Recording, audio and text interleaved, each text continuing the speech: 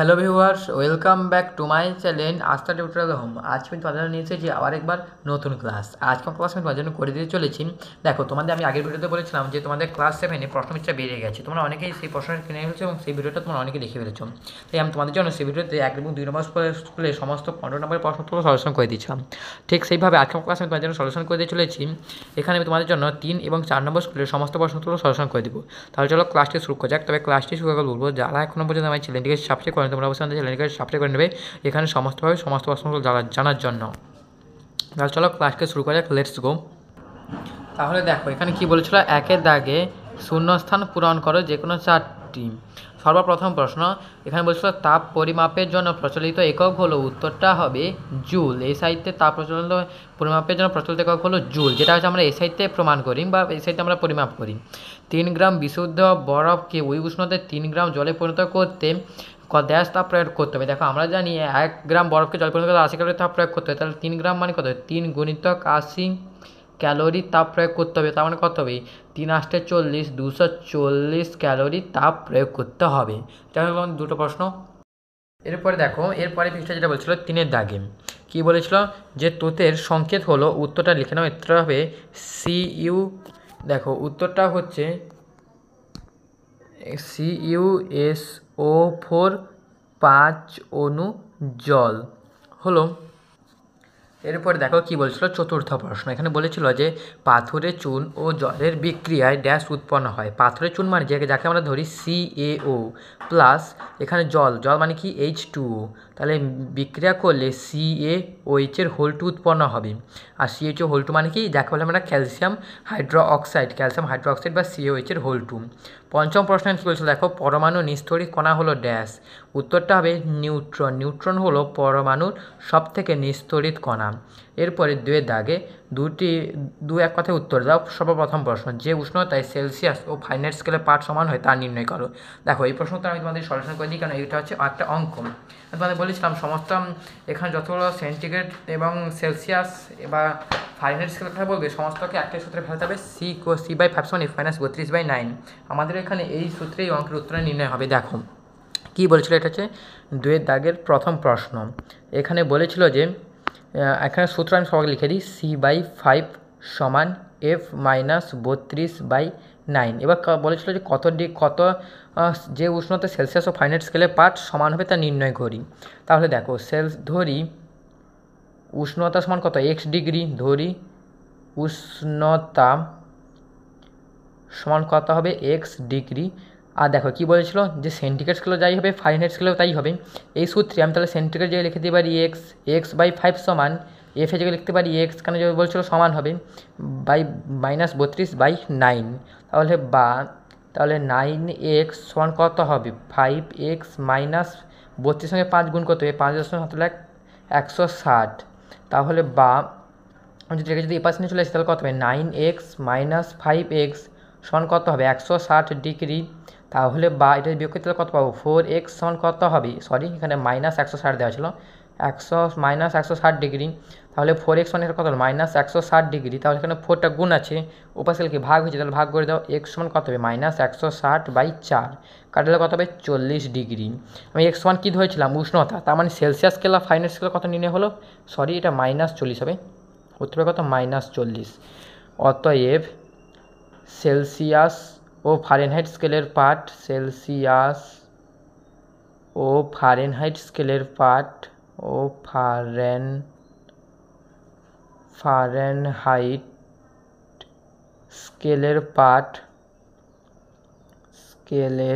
পাঠ তাহলে কত নির্ণয় হয়েছিল, -40। তাহলে লিখতে হবে কি, -40 ডিগ্রি সেন্টিগ্রেড ও -40 ডিগ্রি ফারেনহাইট। দেখো অঙ্কের উত্তরটা নির্ণয় হয়ে গেল। কীভাবে নির্ণয় করলাম তাও বলে দিলাম। এরপরে প্রশ্নটা দেখো কী বলেছিল, এখানে বলেছিল যে সমতা বিধান করতে। এখানে কী দেওয়া ছিল, দেখো বলেছিল যে PB এর দেখে PbNO3 হোল2 তীরচিহ্ন PbO + NO2 + O2 এটা দেওয়া ছিল। তো দেখো এটা দেওয়া ছিল, শুধু আমি এখানে তীরচিহ্নকে সমানচিহ্ন দিয়েছি, কারণ যেহেতু আমরা সমতা বিধান করবো তাই সমতা বিধান করার পর কখনোই তীরচিহ্ন থাকে না, সেটা হচ্ছে সমান চিহ্ন হয়ে যায়। আমাদের এখানে প্রশ্ন আমি আবার একবার তুলে দিচ্ছি, না হলে আমাদের সমতা বিধান করার মধ্যে যে সংখ্যা বস্তু সেই সংখ্যাটা দেওয়া নেই, এখানে তেমন তো জায়গাটা দেওয়া নেই। PbO plus NO2 plus O2। দেখো আমাদের এখানে এ পাশে যতগুলো সংখ্যা থাকবে এ পাশে ততগুলো সংখ্যা থাকবে। দেখো এখানে অক্সিজেন কটা আছে, এখানে তিনটে, এখানে দুটো, তিন দিয়ে কত ছটা, এখানে টোটাল কটা আছে দুটো, এখানে দুটো, চারটে, এখানে পাঁচটা। তাহলে আমি এখানে 2 বসিয়ে দিই, 2 বসিয়ে দিলাম, তাহলে কত হলো, এখানে অক্সিজেন দুটো, এখানে অক্সিজেন দুটো, এখানে অক্সিজেন দুটো, তো কটা ছটা হয়ে গেল, মিলে গেছে, কিন্তু এখন উত্তর হয়নি। এখানে তাহলে প্লাম্বাম কত দুটো হয়ে গেছে, মানে এখানে 2 বসিয়ে দাও। এখানে যদি প্লাম্বাম দুটো হয়েছে তখন কিন্তু আবার অক্সিজেনের সংখ্যা চেঞ্জ হয়ে গেছে, তাহলে এখানে সংখ্যা কত হয়ে গেছে, অক্সিজেন 6 2 12টা হয়ে গেছে। তাহলে আমি যদি আবার এখানে যদি 4 বসিয়ে দিই, তাহলে দেখো 4 2 8 2 10 2 12 হয়ে যাচ্ছে। তার সঙ্গে সঙ্গে আবার দেখো এখানে নাইট্রোজেন কটা দুটো, এখানে দুটো, চারটে, তাছাড়া নাইট্রোজেন 4টে হয়েছে, মিলে গেছে। তার মানে এখানে কত হবে 2 PbNO3 whole 2 equal to 2 PbO plus 4 NO2 plus O2। এটা হয়ে গেল এখানে দ্বিতীয় প্রশ্নের উত্তর। এরপর দেখো তৃতীয় প্রশ্নটা কী বলছিল আমরা দেখে নিই একবার। তৃতীয় প্রশ্নটা বলেছিল দেখো এখানে যে P4 প্লাস I2 তীর চিহ্ন PI3। তৃতীয় প্রশ্ন বলেছিল P4 প্লাস I2 তীর চিহ্ন PI3, এটা দেওয়া ছিল তো। এবার এটাকেও আমরা যদি করি প্লাস I2 সমান PI3, দেখো এখানে আমি যদি এখানে 2 বসিয়ে দিই, তাহলে এখানে কত আয়োডিন যেটা 6 হয়েছে, তাহলে এখানে কত 3 বসাতে হবে, তাহলে এটা কত 6 হয়ে যাচ্ছে। কিন্তু আবার দেখো এখানে কিন্তু তাহলে কি পটাশিয়াম ফসফরাস কত হয়ে যাচ্ছে 2, এখানে কিন্তু কত যাচ্ছে 4, তাহলে আমাদের হয়নি। তাহলে আমি যদি এখানে যদি 4 বসাই তাহলে কত হচ্ছে ফসফরাস 4, এখানেও ফসফরাস 4 হয়ে যাচ্ছে, তাহলে এখানে 4 3 12, তখন আয়োডিন কত হয়ে যাচ্ছে 12টা। তখন এখানে আমাদের কত বসাতে হবে, এখানে তাহলে আমাদের বসাতে হবে 6, তাহলে আয়োডিন কত হয়ে যাবে 6 দিয়ে 12টা, মানে এখানে হবে 6, এখানে হবে 4 হয়ে গেল। এরপরে দেখো কী বলেছিল দেখো তৃতীয় প্রশ্নটা, এর দাগে HgCl2 plus CuCl2 plus Hg এটি কী ধরনের বিক্রিয়া। দেখো যেহেতু 3টে আছে এবং জায়গা যেহেতু পরিবর্তন করেছে, তাই উত্তরটা হবে কি প্রতিস্থাপন বিক্রিয়া। উত্তরটা লিখে দাও প্রতিস্থাপন বিক্রিয়া। এরপরে প্রশ্ন কী বলছিল দেখো Na2S যৌগটির নাম লেখো, এটা কি সোডিয়াম সালফাইড। উত্তরটা কী হবে সোডিয়াম সালফাইড, সোডিয়াম সালফাইড। এরপর দেখো লাইফ সায়েন্স একের দাগে সঠিক উত্তরটি নির্বাচন করে পুরো বাক্যে লেখো। প্রথম প্রশ্ন, প্রদত্ত কোন খাদ্য উপাদানটি থেকে দেহ থেকে তাপ বেরিয়ে যাওয়া কমিয়ে দেয়। উত্তরটা হবে ডি দাগের উত্তর ভিটামিন।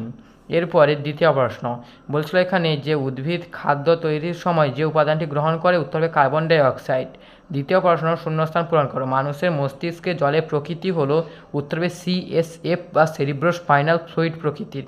তৃতীয় প্রশ্ন একটি বা দুটি বাক্যে উত্তর দেয় অতিরিক্ত কৃত্রিম খাবার খেলে মানুষের দেহে কী কী শারীরিক সমস্যা দেখাতে পারে।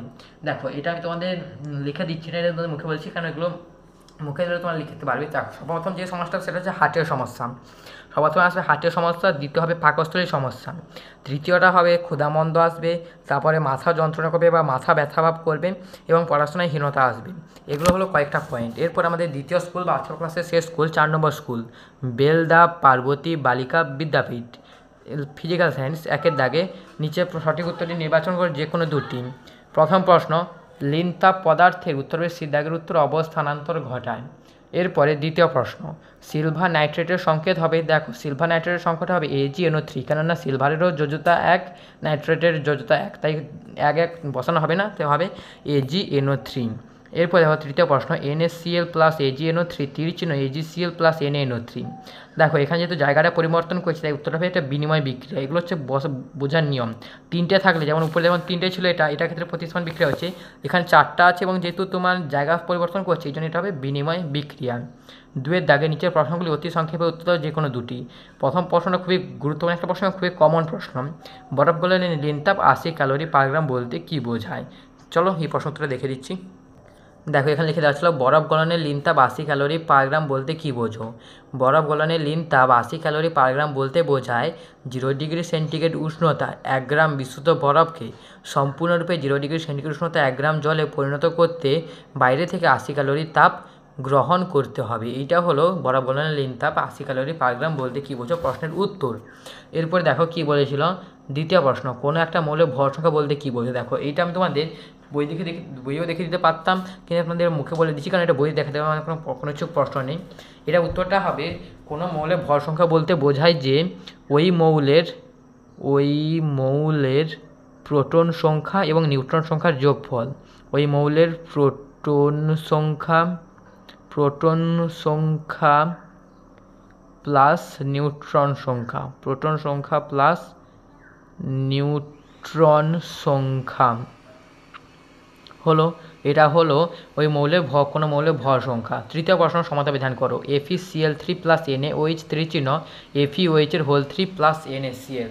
তাহলে দেখুন এটা হচ্ছে স্কুল নম্বর 4-এর, এর আগে ছিল স্কুল নম্বর 3-এ, স্কুল নম্বর 4-এর 2-এর দাগের এটা হচ্ছে তৃতীয় প্রশ্ন, 2-এর দাগের এটা হচ্ছে তৃতীয় প্রশ্ন।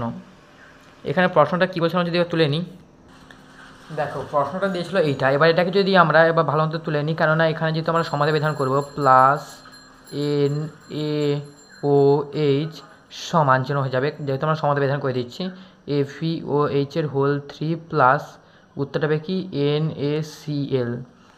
তাহলে দেখো এখানে Fe তো কটা আছে, এখানে একটা ঠিক আছে, এখানে দেখো অক্সিজেন কটা আছে, এখানে আছে অক্সিজেন 3টে, তাহলে আমাদের এখানে অক্সিজেন কটা আছে একটা, তাহলে এখানে 3 বসিয়ে যাবে। তাহলে দেখো এখানে হাইড্রোজেন কটা হয়ে যাচ্ছে 3টে, এখানে হাইড্রোজেন কটা আছে 3টে, কিন্তু এখানে Na কটা আছে 3টে, তাহলে আমাদের এখানে কত বসাবে 3 বসাতে হবে।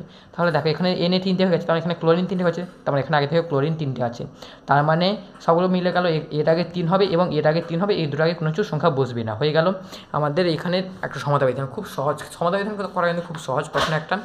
এরপরে কী বলছিল দেখো 3-এ দাগে নিচের প্রশ্নগুলির সংক্ষিপ্ত উত্তর দাও যে কোনো দুটি। সর্বপ্রথম প্রশ্ন, কোন উষ্ণতায় ফারেনহাইট স্কেলের পাঠ সেলসিয়াস স্কেলের পাঠের দ্বিগুণ হবে?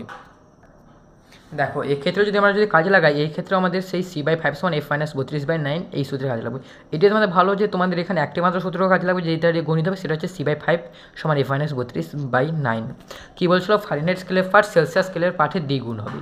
তাহলে যদি আমরা ধরি সেলসিয়াস স্কেলের পাঠ কত, সেলসিয়াস স্কেলের পাঠ আমরা ধরে নিলাম কত x ডিগ্রি সেন্টিগ্রেড, স্কেলের পাঠ কত হবে x ডিগ্রি সেন্টিগ্রেড। এরপরে দেখো তাহলে অতএব ফারেনহাইট স্কেলের পাঠটা কত হবে নির্ণয় করতে পারবো, কেননা কী বলছিল যে ফারেনহাইট স্কেলের পাঠটা ফারেনহাইট স্কেলের পাঠটা সেলসিয়াস স্কেলের পাঠের কি দ্বিগুণ, মানে ফারেনহাইট স্কেলের পাঠটা কত হবে 2x ডিগ্রি ফারেনহাইট। তাহলে এবার দেখো ওই সূত্রে ফিরে দাও, সির মান কত দিয়েছিলাম x, তাহলে কত হবে x/5 সমান 2x - 32/9, তাহলে বা 9x সমান কত হবে 10x মাইনাস তাহলে কত হবে, এটা 32 আর 5 গুণ করলে 160, তাহলে যদি পাশে করি তাহলে এটা এই পাশে চলে আসবে, তাহলে কত হবে 9x - 10x সমান কত হবে -10x x সমান কত হবে -160 ডিগ্রি, তাহলে বা x সমান কত হবে 160 ডিগ্রি।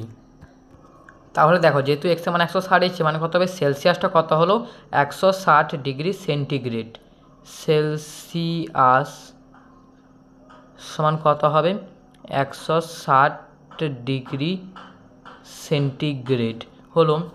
আর ফাইনালি যদি নির্ণয় করতে বলতো তার কত হবে, তো 16 তারপরে 2 গুণ করলে কত হতো 16 2 32 মানে 320 ডিগ্রি ফারেনহাইট হতো।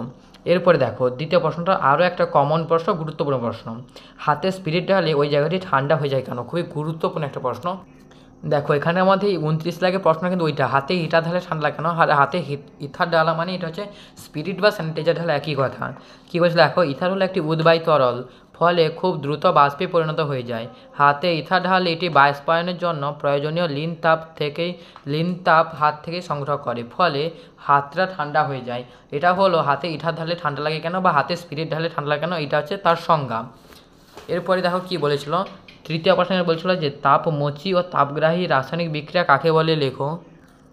দেখো এই প্রশ্নটা তোমাদের সিলেবাসে আমি দেখতে পাচ্ছি না, তোমাদের বলে দিচ্ছি, তোমার মনে রাখার চেষ্টা করবে। তাপমোচী রাসায়নিক বিক্রিয়া বলতে যে রাসায়নিক বিক্রিয়ায় রাসায়নিক পদার্থের তাপ মোচন হয় বা তাপ বেরিয়ে যায় তাকে বলে তাপমোচী রাসায়নিক বিক্রিয়া। আর তাপগ্রাহী রাসায়নিক বিক্রিয়া বলতে যে রাসায়নিক বিক্রিয়ায় রাসায়নিক পদার্থ তাপ গ্রহণ করে তাকে বলে তাপগ্রাহী রাসায়নিক বিক্রিয়া। এরপরে দেখো লাইফ সায়েন্স 1-এর দাগে সঠিক উত্তরটি নির্বাচন করো। সর্বপ্রথম প্রশ্ন বলেছিল যে এখানে অঙ্কুরিত ছোলায় যে ভিটামিন বেশি থাকে তা হলো উত্তর হবে ভিটামিন বি। দ্বিতীয় প্রশ্ন টেরা চোখ হয়, উত্তর হবে আয়োডিনের অভাবে। তৃতীয় প্রশ্ন বি সদৃশ্যটি লেখো, অস্থি লিগামেন্ট নখ আর টেন্ডন, উত্তরটা হবে টেন্ডন, কেননা অস্থি লিগামেন্ট নখ এগুলো হচ্ছে আমাদের দেহের একটা অঙ্গ, কিন্তু টেন্ডনটাও কোনো অঙ্গ নয়। এরপর বলছিল যে অন্যাক্রমতা কাকে বলে। দেখো তৃতীয় প্রশ্ন যেখানে বলছিল অন্নাক্রমতা কাকে বলে? যে বিশেষ ক্ষমতার সাহায্যে কোনো জীব তার দেহে রোগ সৃষ্টিকারী জীবাণু ও ক্ষতিকারক পদার্থ বা বস্তুর আক্রমণে ঠেকাতে পারে, সেগুলি ধ্বংস করতে দেহকে সুস্থ ও নিরোগ রাখে, তাকে বলা হয় অন্নাক্রমতা। এটা হলো অন্নাক্রমতার সংজ্ঞা। এরপরে কী বলেছিল দেখো, যে স্কারভি রোগ হয়, যে ভিটামিন হয় সেটি হলো, বা যে ভিটামিন অভাবে হয় তার রাসায়নিক নাম লিখো। দেখো স্কারভি হয় এতে রাতকানা বিতে বেরোরি শীতে স্কারভি, মানে স্কারভি হয় ভিটামিন সির অভাবে। আর ভিটামিন সির রাসায়নিক নাম হলো অ্যাসকরবিক অ্যাসিড। উত্তর হবে অ্যাসকরবিক অ্যাসিড। এরপর কী বলছিল দেখো, ফাইটোকেমিক্যালস এর কাজ কি এবং এর উৎস লিখো। এটা হলে আমাদের এই প্রশ্ন এই স্কুলটা টোটালি শেষ হয়ে যাবে। তাহলে চলো আমি তোমাদের এই প্রশ্ন উত্তরটা তোমাদের বলে দিচ্ছি। দেখো এদিকে দেখো কী বলছো, যে ফাইটোকেমিক্যালের দুটি কার্যকারিতা লেখো। তাহলে এটা কী হবে, মানবদেহে উদ্ভিদ রাসায়নিকের গুরুত্ব হলো, প্রথম হচ্ছে মানবদেহে খুব তাড়াতাড়ি বড়ো হয়ে যাওয়া থেকে আটকানো, দ্বিতীয় হচ্ছে হাড়কে শক্ত রাখা, তৃতীয় হচ্ছে হৃৎপিণ্ডের সক্রিয়তা বজায় রাখা, চতুর্থ হচ্ছে ক্যান্সার হওয়া কমানো। এটা হচ্ছে ফাইটোকেমিক্যালসের কাজ। এবং এর উৎস বলে এখানে দেখো ক্যারোটিনয়েডস যে বলেছিল, ক্যারোটিনয়েডস মানে সেটা হচ্ছে ফাইটোকেমিক্যালসের একটা অংশ। আর এর যুক্ত কি সজনে ডাঁটা, মানে সজনে ডাঁটা হলো এখানে ফাইটোকেমিক্যালসের উৎস। তাহলে হয়ে গেল আমাদের দুটো প্রশ্নের উত্তর। তার সঙ্গে সঙ্গে আজকে আমার ক্লাসটা এখানে শেষ হলো। দেখা হচ্ছে পরের ক্লাসে। তোমার ভালো থাকবে, সুস্থ থাকবে, টাটা, বাই বাই।